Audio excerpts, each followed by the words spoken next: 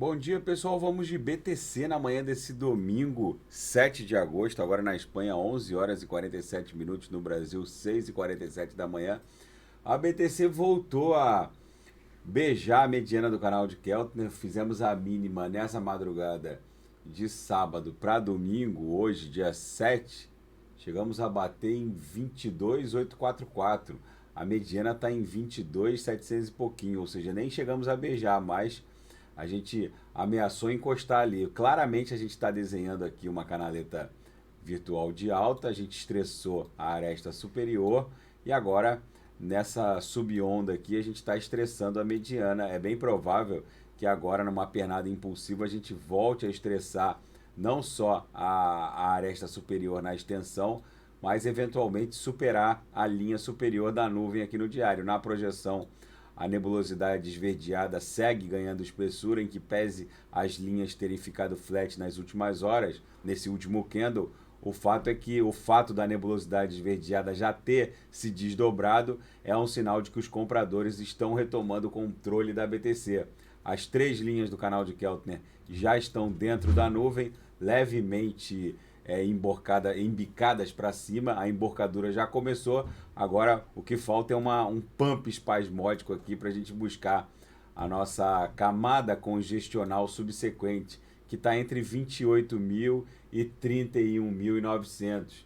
Na nossa banda de VWAP mensal, basicamente, a gente ontem estressamos a upper, fizemos a máxima em 23.354 e agora a gente voltou para um patamar levemente abaixo da VWAP mensal e também abaixo da linha d'água, que foi o patamar de virada da VWAP mensal, que ficou ali em 23.200, 23.300, e a VWAP mensal deu uma abaixada para 23.080. A gente está levemente abaixo dela. No nosso gráfico das VWAPs, a gente segue desenhando aqui uma cunha triangular no diário, e isso aqui provavelmente vai redundar numa explosão ascendente para buscar a VWAP anual, que segue ali num patamar próximo de 30 mil e coincide com essa camada congestional aqui. No intraday, a BTC está didática, literalmente. Vai dar bons trades hoje, daqui a pouco eu vou dar os sinais na sala de sinais. Lambemos a lower, voltamos para a VWAP. Lambemos a upper, voltamos para a VWAP. Lambemos a lower, voltamos para a VWAP. Daqui a pouco eu vou ofertar os sinais, com certeza vão fechar rapidamente. Gente, começa a ganhar força uma Ethereum Pool, ou seja, uma ETH Proof of Work, ao lado da ETH Proof of Stake, que está se desdobrando agora com a fusão dos dois consensos e a consequente bomba de dificuldade que os devs vão impor, aumentando exponencialmente a dificuldade da mineração Proof of Work, deixando basicamente a nova ETH Merge ou ETH 2.0, à base de Proof of Stake. Só que um grande minerador, na verdade, é o maior expoente e incentivador desse hard fork. Ele é um minerador chinês. Ele tá o Chandler Guo, ele lançou uma campanha na semana passada para atrair oposição à fusão. E como a fusão é patrocinada pelos devs da Ethereum, a Beacon Chain, que é a Proof of Stake com a rede atual, Proof of Work, a transição iminente e muito esperada, agora ganha força um hard fork da rede para trazer a transição. E a Poloniex, ela estaria avisando que suportaria o token nativo resultante desse hard fork, que seria o token Ethereum Pool, né, Proof of Work, no sentido de que já teria uma certa liquidez, já que a quantidade de hardware investido na mineração da Ethereum não é pequena e um hard fork capitaneado pelos maiores mineradores com certeza emprestariam bastante liquidez à nova rede. Vamos ver como isso vai se desdobrar. Isso acabaria desintegrando uma parcela da rede. O custo de mineração de Bitcoin em 198 países. São necessários 1.449 kWh de energia para minerar um único Bitcoin. Essa é a quantidade de energia que uma família média dos Estados Unidos consome em aproximadamente 13 anos. Acontece, gente, que esse custo varia absurdamente de acordo com o país em que a mineração é ultimada. Em uma síntese ampla, a Venezuela é o país mais caro para se minerar BTC.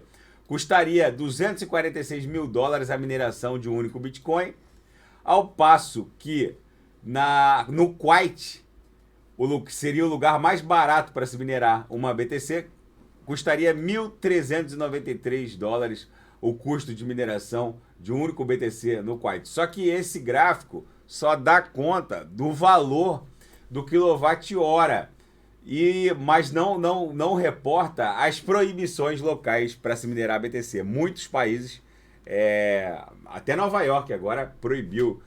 Nova York é um estado da Federação Norte-Americana, mas eles proibiram a mineração de BTC, justamente pelo alto custo. Alguns países da Europa também, agora com essa crise energética em razão do conflito Rússia-Ucrânia,